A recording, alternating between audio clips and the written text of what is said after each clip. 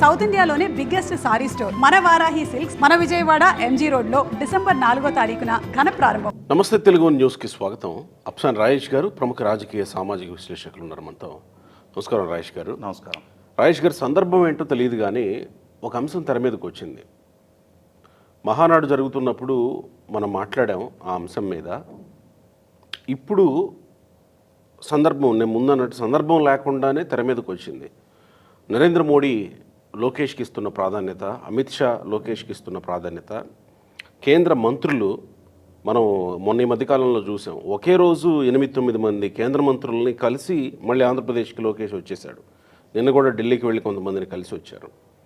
So కేంద్ర ప్రభుత్వ పెద్దల దగ్గర లోకేష్కి దక్కుతున్న గౌరవం లేదా ప్రాధాన్యత, పెరుగుతున్న ప్రాధాన్యత. ఇంకొకటి, పవన్ కళ్యాణ్కి తగ్గింది అని కూడా కొంతమంది మాట్లాడుతారు. పవన్ కళ్యాణ్కి తగ్గింది, లోకేష్కి పెరుగుతుంది. సో లోకేష్ వైపు కేంద్ర పెద్దలు ప్రాధాన్యంగా చూస్తున్నారు అంటే లోకేష్కి కీలకమైన బాధ్యతలు, అంటే ఇక ముఖ్యమంత్రిగా లోకేష్ని చేయబోతున్నారు అనేటువంటి చర్చ 2-3 రోజులుగా సోషల్ మీడియాలో జరుగుతుంది. అందుకు సంబంధించిన గ్రౌండ్ మీకు ఏమన్నా కనపడుతుందా? అంటే నాకున్న అవగాహన మేరకు తెలుగుదేశం పార్టీలో చంద్రబాబు నాయుడు గారికి రాజకీయపు వారసుడుగా 100% ఒకనాడు చంద్రబాబు నాయుడు గారి తర్వాత ఎవరు అని ఒక దశాబ్ద కాలం క్రితం ఒక ప్రశ్న ఉండేది. కొందరు లోకేష్ పేరు ప్రస్తావించినా ఇంకొందరు జూనియర్ ఎన్టీఆర్ పేరు ప్రస్తావిస్తూ ఉండేవాళ్ళు. కానీ కాలక్రమంగా పార్టీలో అలాగే ప్రభుత్వంలో తన సామర్థ్యాన్ని నిరూపించుకుంటూ ఇవాళ రెండో ప్రస్తావన గురించి పరిగణలోకి తీసుకోవాల్సిన నెస్టీ కూడా లేకుండా లోకేష్ తన ఐడెంటిటీని తను ఎస్టాబ్లిష్ చేసుకోగలిగాడు. తనకు తాను కష్టపడి సాధించుకున్న ఐడెంటిటీ అది. 1000 కిలోమీటర్ల పాదయాత్ర చేయటం జరిగింది. కోవిడ్ టైంలో వయసు రీత్యా చంద్రబాబు నాయుడు గారు బయటికి రాలేని సందర్భంలో కూడా లోకేష్ కార్యకర్తలకి కానీ పార్టీ శ్రేణులకు కానీ ఎక్కడ ఏ కష్టం వచ్చినా తానే స్పందించి బయటకు వచ్చి వారికి అండగా నిలవడం జరిగింది. అలాగే ఒకనాడు తనని ట్రోల్ చేసిన నేపథ్యం, తను స్థూలకాయుడని, తను నాన్ సీరియస్ పాలిటీషియన్ అని, తన నియోజకవర్గపు పేరు కూడా తను పలకటం చేత కాదు అని చెప్పని, తెలుగులో ప్రసంగించడం రాదు అని చెప్పని, లేజీ ఫెలో అని, తిండిబోతని, అవినీతిపరుడని, అంటే సిఏఏ కన్వెన్షన్లో 25 లక్షల స్నాక్స్ తినేశాడు అని, హాయిలాండ్ కొట్టేశాడు అని, ఇట్లా రకరకాల ఆరోపణలు చేస్తూ వచ్చారు. ఈ ఆరోపణలన్నిటికీ తనేమి ఇంట్లో 4 గోడల మధ్య కూర్చొని సోషల్ మీడియా పోస్టుల ద్వారా కౌంటర్ ఇవ్వాల. తనలో ఉన్న లోపాలను మొట్టమొదటి తాను అధిగమించాడు. ఎస్, నేను చిన్నప్పటి నుంచి ఎక్కువ భాగం అమెరికాలో చదువుకున్నా, నాకు తెలుగు భాష మీద అంతటి పట్టు లేదు. తెలుగులో ప్రసంగించే సందర్భంలో ఒక పదం అటు ఇటు నా వల్ల దొరిలాయి. వాటిని నేనే అధిగమిస్తున్నా, నేనే నేర్చుకుంటున్నా, నా ఆహార్యాన్ని నేనే మార్చుకుంటున్నా, నేనే ప్రజలకు చేరువవుతున్నా, సమస్యలు నేను అర్థం చేసుకుంటున్నా, వాటిని నేను ప్రాపర్గా అడ్రస్ చేస్తున్నా, మీడియాని ప్రత్యక్షంగా నేను ఫేస్ చేస్తున్నా, మీడియాని ఇంకేమైనా ప్రశ్నలు ఉన్నాయని చెప్పి నేనే వాళ్ళని ఎదురు ప్రశ్నిస్తున్నా. మరి ఒక బాండ్ విత్ గోల్డెన్ స్పూన్, తాను పుట్టేనాటికే వాళ్ళ తాతగారి ఈ రాష్ట్రానికి ముఖ్యమంత్రి, తాను ఎదుగుతున్న క్రమంలో వాళ్ళ నాన్నగారి రాష్ట్రానికి ముఖ్యమంత్రి, ఇవాళ రాష్ట్రంలో ఉన్న అధికారం మొత్తం వాళ్ళ ఇంట్లో కేంద్రీకృతం అయి ఉండేది. అలా సున్నితంగా సుకుమారంగా పెరిగిన లోకేష్, చంద్రబాబు నాయుడు గారి నేపథ్యం వేరు. ఆయన గ్రామీణ ప్రాంతంలో పుట్టి పెరిగారు, ఆయన నడుచుకుంటూ స్కూల్కి వెళ్ళారు, ఆయన పెరిగిన నేపథ్యం వేరు. కానీ లోకేష్ పెరిగిన నేపథ్యం వేరు. అటువంటి లోకేష్ 3700 కిలోమీటర్ల పాదయాత్ర చేయగలడు అని చెప్పని ఆయన పాదయాత్ర ప్రకటన చేసిన రోజు కూడా చాలామందిలో ఇవి జరిగేవేనా, 4 రోజులు నడిచి మానేస్తాడు అని చెప్పని రకరకాల అనుమానాలు నా దగ్గర కూడా వ్యక్తం చేసిన వాళ్ళు ఉన్నారు. కానీ వీటినన్నిటినీ అధిగమించాడు, రాటుదేలాడు. ఇవాళ తెలుగుదేశం పార్టీలో లోకేష్కి ఇంకో ప్రత్యామ్నాయం లేదు. అలా అని చెప్పని చంద్రబాబు నాయుడు గారిని ఇప్పుడే రీప్లేస్ చేసేసి లోకేష్ ఆ స్థానంలోకి వచ్చి కూర్చోబోతున్నారు అనేది ఊహాజనితమైన ప్రస్తావన. అది చంద్రబాబు నాయుడు గారు చాలా సమర్థంగా, చాలా ఆరోగ్యంగా ఇప్పటికీ ఆయన సామర్థ్యంతో ఇన్ని లక్షల కోట్ల పెట్టుబడులు రాగలుగుతా ఉన్నాయి. చంద్రబాబు నాయుడు గారికి లోకేష్ తోడుగా ఉన్నాడు ఇవాళ. చంద్రబాబు నాయుడు గారు ఒక కార్పొరేట్ సంస్థతోటి చర్చ ప్రారంభిస్తే లోకేష్ దాన్ని ముగించే స్టేజ్కి మెచ్యూర్ అయ్యాడు. అలా అని చెప్పని మీరు ఇందాక ప్రస్తావించినట్టు పవన్ కళ్యాణ్ గారికి తగ్గిపోయింది, లోకేష్ డామినేట్ చేసేస్తాడు అనేది కూడా అప్రస్తుతమైన ప్రస్తావన. ఎందుకంటే ఇక్కడ పవన్ కళ్యాణ్ గారి portfolio Panchayati Raj and rural development, forest, పర్యావరణం. లోకేష్ ఐటీ అండ్ హెచ్ఆర్డి, రీసెంట్గా డిఎస్సి నిర్వహణ, 16,000 మందికి ఉద్యోగ నియామకాలు, అలాగే విశాఖపట్నంలో జరిగిన పెట్టుబడిదారుల సదస్సు, రాష్ట్రంలోకి పారిశ్రామిక పెట్టుబడులు రప్పించడం, ఈ రీత్యా తాను ఫ్రంట్ ఎండ్లో ఉండి కార్పొరేట్ సంస్థలతో మాట్లాడుతూ ఈ కార్పొరేట్ సంస్థలు రాష్ట్రానికి ఛానలైజ్ అవడంలో తాను కూడా కీలక భూమిక పోషిస్తున్న నేపథ్యంలో రీసెంట్గా గూగుల్ సంస్థ $15 billion largest data and artificial intelligence సెంటర్ను విశాఖపట్నంలో ఏర్పాటు చేయబోతున్నామన్న ప్రకటన ప్రపంచాన్ని కుదిపేసింది. ఎందుకంటే అమెరికా తర్వాత, అమెరికా బయట వాళ్ళు పెడుతున్న అతి భారీ పెట్టుబడి అది, 131,000 కోట్ల రూపాయల పెట్టుబడి ప్రతిపాదన. అదే సందర్భంలో సింగపూరు, యూకే, ఆస్ట్రేలియా ఇట్లా వివిధ దేశాలు కూడా తాను పర్యటిస్తున్న నేపథ్యం. అంటే ఇక్కడ చంద్రబాబు నాయుడు గారికి తాను కుడిభుజంలాగా వ్యవహరించగలుగుతున్నాడు. చంద్రబాబు నాయుడు గారి వర్క్ లోడ్ కొంత తాను షేర్ చేసుకోగలుగుతూ ఉన్నాడు. ఇదే క్రమంలో మీరు ఇందాక మహానాడులో ప్రస్తావించినట్టు ఆ రోజు నేను కూడా నా వైపు నుంచి కూడా ప్రతిపాదించాను. సెప్టెంబర్ 1వ తారీఖుకి చంద్రబాబు నాయుడు గారు రాష్ట్ర ముఖ్యమంత్రిగా పదవి బాధ్యతలు చేపట్టి 30 ఏళ్ళు పూర్తవుతా ఉంది. 1995 సెప్టెంబర్ 1 వారు మొట్టమొదటిగా రాష్ట్ర ముఖ్యమంత్రిగా పదవి బాధ్యతలు చేపట్టారు. కానీ ఈ 30 సంవత్సరాల్లో ఆయన దశాబ్దన్నర కాలం ప్రతిపక్షంలో ఉన్నారు. కానీ ఈ 30 సంవత్సరాలు పార్టీ అధ్యక్షుడిగా వారే అవిశ్రాంతంగా బాధ్యతలు మోస్తూ ఉన్నారు. ఇవాళ వారు 70 సంవత్సరాల నుండి 76 సంవత్సరం నడుస్తూ ఉంది. అటు పార్టీ సమన్వయ బాధ్యతలు, ఇటు పాలకుడిగా ప్రభుత్వ పాలన, ఈ రెండింటినీ ప్రాపర్గా కోఆర్డినేట్ చేసుకోవడం అనేది ఆయన వయసు రీత్యా ఆయనకి కొంత పార్టీ పరమైన బాధ్యతలు కనుక లోకేష్కి హ్యాండ్ ఓవర్ చేయగలిగినప్పుడు పూర్తి స్థాయి ఎనర్జీతో ఆయన పాలకుడిగా ఆయన శక్తియుక్తులు మొత్తం కేంద్రీకరించగలుగుతారు అని నేను కూడా గతంలో మన చర్చలోనే మాట్లాడటం జరిగింది. నేను అనుకోవటం మహానాడులో చంద్రబాబు నాయుడు గారిని జాతీయ అధ్యక్షుడిగా ప్రతిపాదించారు. మహానాడు వేదిక మీద నుంచి అందరూ కూడా లోకేష్కి పార్టీ వర్కింగ్ ప్రెసిడెంట్ ఇవ్వాలి అని చెప్పని అన్ని శ్రేణుల నాయకులు కూడా మహానాడు వేదికగా చంద్రబాబు నాయుడు గారి సమక్షంలోనే ప్రస్తావించారు. నేను అనుకోవటం ఈ వారం 10 రోజుల్లో రాష్ట్ర కమిటీలు కూడా నియామకం జరగబోతున్నట్టుగా వార్తలు వస్తున్నాయి. కాబట్టి పార్టీ సమన్వయ బాధ్యతలు లోకేష్కి అప్పచెప్పడానికి ఎక్కువ ఆస్కారం ఉందనేది నేను ఫీల్ అవుతున్నా, నాకున్న నమ్మకం కూడా. ఎందుకంటే 3 దశాబ్దాలుగా పార్టీ అధ్యక్షుడిగా చంద్రబాబు నాయుడు గారు కొనసాగున్నారు. ఇప్పటికీ ఆయనే జాతీయ అధ్యక్షుడిగా ఉన్నారు. ఈ ఉన్న నేపథ్యంలో పార్టీ పరమైన వర్కింగ్ ప్రెసిడెంట్ బాధ్యత లోకేష్కి ఇస్తారేమో తప్ప ఇప్పటికిప్పుడు చంద్రబాబు నాయుడు గారిని తప్పించేసి ఇక్కడ ఎన్డీఏ కూటమి ప్రభుత్వం కొనసాగుతూ ఉంది. అవును, ఎన్డీఏ పక్ష అభిప్రాయాలు కూడా చాలా ముఖ్యం అక్కడ. ఇవాళ పవన్ కళ్యాణ్ గారిని ఎన్నికలకు ముందే మీరు ఎన్డీఏ అలయన్స్ పార్ట్నర్స్గా కంటెస్ట్ చేయాలి అని అంటే మీరు పవర్ షేరింగ్ గురించి డిమాండ్ చేయండి. అంటే కొన్నాళ్ళు పవన్ కళ్యాణ్ గారికి కూడా ముఖ్యమంత్రి పదవి ఇవ్వాలి అని చెప్పని డిమాండ్ చేయమని చెప్పని కొన్ని వర్గాల నుంచి ఆయన మీదకి ఎమోషనల్గా ఆ ప్రెషర్ మౌంట్ చేసే ప్రయత్నం చేశారు. కానీ ప్రాక్టికల్గా ఆలోచించిన పవన్ కళ్యాణ్ గారు జగన్మోహన్ రెడ్డిని దింపాలి అని అంటే ఈ పవర్ షేరింగు ఇటువంటి ప్రస్తావనల మీద ఇప్పుడు చర్చించాల్సిన నెస్టీ లేదు. మొట్టమొదట సమిష్టిగా ప్రభుత్వ వ్యతిరేక ఓటు చీలకుండా పోటీ చేయడం ముఖ్యమనే ఒక మెచ్యూరిటీ ప్రదర్శించేవారు ఈ ప్రస్తావనలన్నింటినీ పక్కకు పెట్టి అలయన్స్ పార్ట్నర్లుగా పోటీ చేయడానికి సహకరించింది. ఆ అలయన్స్ కళ సాకారం అవడానికి కీలక భూమిక పోషించింది కూడా పవన్ కళ్యాణ్ గారే.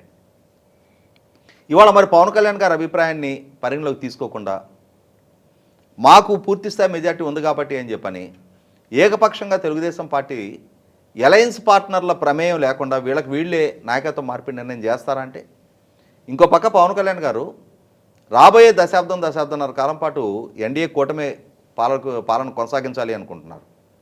ఆయన పదే పదే ప్రస్తావిస్తున్నారు. అదే సందర్భంలో చంద్రబాబు నాయుడు గారు నెక్స్ట్ టెన్యూర్ కూడా వారే కొనసాగాలి అని చెప్పని ఆయన వైపు నుంచి కూడా ప్రస్తావన వస్తూ ఉంది. అటువంటప్పుడు ఇవాళ పూర్తి హెల్దీగా, పూర్తి ఎనర్జెటిక్గా, చాలా సమర్థంగా పాలన చేస్తున్న చంద్రబాబు నాయుడు గారిని రీప్లేస్ చేసేసి ఇప్పటికిప్పుడు నేను వెళ్ళి ఆ సీట్లో కూర్చోవాలనే ఆదుర్ద, ఆ విధమైన అవసరం అధికార యావ లోకేష్కి లేదు. ఇవాళ రాష్ట్ర అభివృద్ధి దిశగా తన తండ్రి చేస్తున్న పాలనకి చేదోడు వాదోడుగా తన వంతు కర్తవ్యాన్ని తను పోషిస్తూ ఉన్నాడు. ఇవాళ పార్టీ శ్రేణుల నుంచి యాక్సెప్టెన్స్ వచ్చింది, ప్రజల నుంచి యాక్సెప్టెన్స్ వస్తుంది. అలాగే మీరు ఇందాక ప్రస్తావించినట్టుగా కేంద్ర పెద్దలు ఇవాళ పవన్ కళ్యాణ్కి ప్రాధాన్యత ఇవ్వడం లేదు, లోకేష్కి ప్రాధాన్యత ఇస్తున్నారు. ఇవాళ లోకేష్ పెట్టుబడులు రప్పించడంలో తాను సక్సెస్ అయిన నేపథ్యంలో బీహార్ ఎన్నికల సందర్భంగా ఇవాళ గ్లోబల్గా ఈ Google data centre Visakhapatnam grounding అయింది చాలా విస్తృతంగా చర్చనీయాంశంగా మారింది. దేశవ్యాప్తంగా కూడా ఇవాళ $15 బిలియన్ సింగిల్ లార్జెస్ట్ ఇన్వెస్ట్మెంట్ అనేది చిన్న ఇష్యూ కాదు. అంత భారీ పెట్టుబడికి సంబంధించి ఆ పెట్టుబడి సాధనలో కృషి చేసిన వ్యక్తిగా లోకేష్కు ఒక గుర్తింపు, గౌరవం దక్కిన నేపథ్యంలో ఆ గుర్తింపుని బీహార్ ఎన్నికల్లో అక్కడున్న వ్యాపార వర్గాలను కన్విన్స్ చేయడం కోసం ఛాంబర్ ఆఫ్ కామర్స్ తోటి మాట్లాడడం కోసం లోకేష్ని తీసుకువెళ్ళి అక్కడ మాట్లాడించారు. అక్కడ తనేమి అక్కడ రాజకీయ పక్షాల తరఫున రోడ్ ర్యాలీల్లోనూ అక్కడ బహిరంగ సభల్లో కాదు చేసిన ప్రసంగం అది. కాబట్టి ఏంటంటే ఒక ఇంటలెక్చువల్గా, ఉన్నత విద్యావంతుడిగా, సుదీర్ఘ రాజకీయ నేపథ్యం ఉన్న కుటుంబానికి చెందినవాడిగా, అలాగే ఇవాళ ఒక సక్సెస్ఫుల్ మినిస్టర్గా, ఒక రాష్ట్రానికి భారీ భారీ పెట్టుబడులు సాధించగలుగుతున్న ఒక యువతరం నాయకుడిగా తనని డెఫినెట్గా ఎవరైనా అభినందిస్తారు, ప్రోత్సహిస్తారు. అదే ఇవాళ నరేంద్ర మోడీ గారి వైపు నుంచి, అమిత్ షా గారి వైపు నుంచి కూడా జరుగుతూ ఉంది. నెక్స్ట్ జనరేషను లీడర్షిప్ కావాలి అని చెప్పని మీరు నేను అందరం చెప్తూనే ఉంటాం. అలా రాజకీయపు వారసత్వం ద్వారా తనకు అవకాశం దక్కినా కూడా తన సామర్థ్యం ప్రాతిపదికగా తనకున్న బలహీనతలన్నింటినీ అధిగమించి ఇవాళ తాను ప్రూవ్ చేసుకొని తన ప్రస్థానాన్ని కొనసాగిస్తున్న నేపథ్యంలో ఆ దిశగానే కేంద్ర నాయకత్వం కూడా లోకేష్ని ప్రోత్సహిస్తున్నారు. అలా కాకుండా ప్రతిపక్షాలు ఆరోపించినట్టుగా కేవలం చంద్రబాబు నాయుడు గారి కొడుకుగానే అవకాశం దక్కించుకొని ఆయనకంటూ సొంత సామర్థ్యము, పరిణతి, పరిజ్ఞానం లేకుండా ఒక లైబిలిటీ లాగా పార్టీకో ప్రభుత్వానికో మారిపోతే ప్రజలు హర్షించరు, పార్టీ ఆమోదించదు. మోడీ గారు లాంటి వాళ్ళు కూడా దాన్ని పరిగణలోకి తీసుకోరు, ఆయన ప్రోత్సహించరు. ఇవాళ ఆయన తన సామర్థ్యాన్ని రుజువు చేసుకున్నాడు కాబట్టి ఆ రుజువు చేసుకున్న లోకేష్ని వాళ్ళు ప్రోత్సహిస్తున్నారు. ఇక్కడ మీరు అన్నది అంతేగాని చంద్రబాబు నాయుడు గారిని రీప్లేస్ చేయబోతున్నారు అనేది అసంబద్ధమైన ప్రస్తావన. అది మీరన్న దాంట్లోకి వస్తే లోకేష్కి ఇప్పటికిప్పుడు చంద్రబాబు నాయుడు గారిని రీప్లేస్ చేసి ముఖ్యమంత్రి పీఠం మీద కూర్చోవాలన్న యావ ఉండదు అని అన్నారు. ఆయనకు ఉండకపోవచ్చు, కానీ చంద్రబాబు నాయుడు గారికి తన కొడుకుని ముఖ్యమంత్రిని చేసుకోవాలన్న ఆలోచన లేదా అవసరం ఉండి ఉండవచ్చేమో కదా. ఎందుకు అని అంటే ఇంకో చర్చను కూడా తెర మీదకి తీసుకొచ్చారు. కేసీఆర్ ముఖ్యమంత్రిగా ఉండగా కేటీఆర్ని ముఖ్యమంత్రిని చెయ్యలేకపోవడం ఒక చారిత్రక తప్పిదం. 10 ఏళ్ల పాటు కాంగ్రెస్ పార్టీ కేంద్రంలో అధికారంలో ఉండగా రాహుల్ గాంధీని ప్రధానిని చెయ్యకపోవడం ఒక చారిత్రాత్మక తప్పిదం. ఆ తప్పిదం తెలుగుదేశం పార్టీ విషయంలో, చంద్రబాబు నాయుడు గారు లోకేష్ విషయంలో జరగకుండా ఉండేందుకు కొన్ని అడుగులు పడొచ్చేమోనన్న చర్చ కూడా జరిగింది. అయితే అక్కడ కేంద్రంలో కూడా అలయన్స్ పార్ట్నరే కాంగ్రెస్ పార్టీ, కాకపోతే సింగిల్ లార్జెస్ట్ ఇది కూడా ఉంది. కానీ ఇక్కడ సింగిల్ లార్జెస్ట్ పార్టీ టీఆర్ఎస్ అప్పుడు, కానీ ఇప్పుడు అలయన్స్లో ఉంది ఆంధ్రప్రదేశ్లో ఈ కూటమి ప్రభుత్వం. కానీ కూటమి ప్రభుత్వంలో అలాంటి నిర్ణయాలు తీసుకోవడానికి అవుతుందా? అసలు ఆ ఆలోచనే అంటే ఇవన్నీ సోషల్ మీడియాలో స్పెక్యులేట్ అయ్యే ప్రతి స్పెక్యులేషన్ని మనం టేక్ ఇట్ గ్రాంటెడ్ తీసుకోవడానికి నేను చెప్తున్నా. ఇవాళ టీఆర్ఎస్ పార్టీ పరిస్థితి భిన్నమైన పరిస్థితి. కేసీఆర్ గారు ఆ పార్టీలో ప్రత్యామ్నాయం లేని నాయకుడు ఆ రోజున. అవును. కేసీఆర్ గారి తర్వాత కేటీఆర్ గారి గురించి ఆలోచన చేయాలి అని చెప్పని ఒకవేళ కేసీఆర్ గారికి కలిగిన బ్యాక్ ఎండ్ ఆ పార్టీకి వెన్నెముకలాగా హరీష్ రావు ఉన్నారు. ఇవాళ కేసీఆర్ గారు ఏకపక్షంగా హరీష్ రావు గారిని పక్కకు జరిపేసి నా కొడుకు కాబట్టి నేను ఈ ముఖ్యమంత్రిత్వం కట్టబెట్టేస్తున్నాను అని చెప్పని ఆయన ఒక నిర్ణయం తీసుకుంటే అది విదిన్ ద పార్టీ ఏ పరిస్థితులు పరిణామాలకి దారి తీసుండేదో ఆ రోజున. ఇవాళ అది జరగలేదు కాబట్టి కేసీఆర్ గారి నాయకత్వంలో ఇప్పటికీ కొనసాగుతూ ఉన్నారు కాబట్టి ఇవాళ కవిత గారికి కేటీఆర్ గారికి మధ్య ఎటువంటి పరిస్థితులు తలెత్తినే చూస్తున్నాం కదా. కవిత గారు హరీష్ రావు గారి మధ్య ఎటువంటి పరిస్థితులు మనం మీడియా ముఖంగా వింటున్నామో చూస్తున్నాం కదా. కాబట్టి అక్కడ 88 స్థానాలతో కేసీఆర్ గారు తిరుగులేని నాయకత్వం కనిపిస్తుంది. కానీ ఆ కేసీఆర్ గానే ఆ ముఖాన్ని పక్కకు జరిపేస్తే ఈ 88 ఏకగ్రీవంగా పలానా వ్యక్తి చేతిలో ఉన్నారు అని చెప్పని ఆల్ ఈజ్ నాట్ వెల్ అక్కడ. కాబట్టి నాటి అనుభవంతో ఇవాళ పోల్చాల్సిన నెక్స్ట్ లేదు. ఆ రోజు అంటే తెలుగుదేశం పార్టీలో ఆల్ ఈజ్ వెల్, తెలుగుదేశం పార్టీలో ఇంకో ప్రత్యామ్నాయం లేదు అక్కడ అదర్ దాన్ లోకేష్. లోకేష్ నాయకత్వాన్ని సవాలు చేసే ఇంకొక నాయకత్వం లేదు. కారణం ఏంటి అంటే అది తను కష్టపడి సాధించుకున్నాడు ఆ పొజిషన్. డెఫినెట్గా కేసీఆర్ గారి కొడుకుగా కేటీఆర్ ఎమర్జ్ అయ్యాడు. చంద్రబాబు నాయుడు గారి కొడుకుగానే అవకాశం దక్కించుకున్న లోకేష్ తర్వాత తన పాదయాత్ర ద్వారా సంక్షోభ సమయంలో శ్రేణులకు అండగా నిలవటం ద్వారా కష్టాలకి ఎదురీది తాను ప్రూవ్ చేసుకున్నాడు. 2014 తర్వాత ప్రతిపక్ష స్థానంలో మొట్టమొదటిసారి ఉంది. ఇవాళ ఈ టెన్యూర్ పూర్తయ్యేటప్పటికి ఐదర్ కేటీఆర్ ఆర్ హరీష్ రావు అని చెప్పనే ప్రస్తావనలో ఎవరు ఎమర్జ్ అవ్వగలుగుతారనేది ఇప్పుడు ఈ కష్టకాలంలో ఆ నాయకత్వానికి ఒక సవాల్. అంతేగాని దీనికి దానికి అసలు పోలిక లేదు. కానీ లోకేష్ ఆల్రెడీ సవాల్ని అధిగమించాడు. అక్కడ సవాల్ చేసే ఇంకొక వ్యక్తి లేరు. ఒకనాడు 2009లో జూనియర్ ఎన్టీఆర్ క్యాంపెయిన్ చేసిన సందర్భంలో ఆ తర్వాత కొన్నాళ్ల పాటు తన ప్రస్తావన వచ్చింది. కానీ 2014 ఎన్నికలలో 2012లో 2800 కిలోమీటర్లు చంద్రబాబు నాయుడు గారు పాదయాత్ర చేసిన సందర్భంలో జూనియర్ ఎన్టీఆర్ ప్రమేయం లేదు. ఆ ఎన్నికల ప్రచారంలో హరికృష్ణ గారు జూనియర్ ఎన్టీఆర్ ఒక్క గంట కూడా ఎక్కడ టైం స్పెండ్ చేయాల. మరి చంద్రబాబు నాయుడు గారు తన సొంత శక్తి సామర్థ్యాల మేరకే 2014లో ఆ ఎన్నికలో నెగ్గగలిగారు. 2019, 24 తెలుగుదేశం ఓటమి సందర్భంగా చాలా సంక్షోభ పరిస్థితులు ఎదుర్కొంది. జగన్మోహన్ రెడ్డి గారి పాలనా హయాంలో స్వయాన చంద్రబాబు నాయుడు గారు కూడా జైలు పాలయ్యారు. అప్పుడు కూడా జూనియర్ స్పందించలా. కాబట్టి జూనియర్ తనని తాను సినిమా రంగానికి పరిమితం చేసుకున్నాడు. రాజకీయాలకు దూరంగా తను జరిగిపోయాడు. ఈ క్రమంలో వీరిద్దరి మధ్య ఒక పోటీ పడే పరిస్థితే లేదు అక్కడ. ఈ లేని పరిస్థితిలో లోకేష్ తన బలహీనతలన్నింటినీ తాను స్వయంగా అధిగమించి తనను తాను మార్చుకొని తనను తాను ప్రజలకు చేరువ చేసుకొని ప్రజా సమస్యలను అర్థం చేసుకొని తాను పోరాట పంద ప్రదర్శిస్తూ తాను ప్రశ్నించే తత్వాన్ని అలవాటు చేసుకొని ఇవాళ పార్టీలో ఒక యునానిమిటీ తాను తెచ్చుకోగలిగాడు. కాబట్టి అక్కడ లోకేష్ మీరు ప్రస్తావించినట్టుగానే తనకు ఆ యా ఉండి చంద్రబాబు నాయుడు గారు చేసేయాలన్న తాపత్రయం ఉంటే single largest party even though అలయన్స్లో ఉన్నా కూడా ఆ పార్టీ ఎవరిని ఎన్నుకుంటే ఒకవేళ విభేదిస్తే అలయన్స్ పార్టీని పక్కకు చేరొచ్చేమో. కానీ ఈ టెన్యూర్ వరకు తెలుగుదేశమే అధికారంలో ఉండగలిగే సంఖ్యాబలం వాళ్ళకు ఉంది. కానీ బాధ్యతాయుతమైన అందులో ఇన్ని సంవత్సరాలు ఇన్ని దశాబ్దాల పాటు అలయన్స్ని చూసున్న చంద్రబాబు నాయుడు గారు ఇవాళ ఏదో తన కొడుకుని తీసుకొచ్చి రేపొద్దునే పీట మీద కూర్చోబెట్టాలనే యావ ప్రదర్శించే అంతటి ఇమ్మెచ్యూర్డ్ పాలిటిషియన్ చంద్రబాబు నాయుడు గారు కాదు. అసలు ఆ పరిస్థితులు లేవు. ఇవాళ చంద్రబాబు నాయుడు గారు సమర్థవంతమైన పాలకుడిగా ఆరోగ్యకర పాలన అందిస్తూ ఉన్నారు. ఆయన ఆరోగ్యంగా ఉన్నారు. ప్రభుత్వాన్ని చాలా ఆరోగ్యంగా నడిపిస్తూ ఉన్నారు. రాష్ట్రాన్ని ఒక ఆరోగ్యకర దిశగా ఆయన ముందుకు తీసుకెళ్తా ఉన్నారు. ఇటువంటప్పుడు ఈ సోషల్ మీడియాలో జరిగే ప్రతి ప్రచారం అది టేక్ ఇట్ గ్రాంటెడ్గా తీసుకోవాల్సిన నెస్టీలు అయితే లేదు. Right, thank you.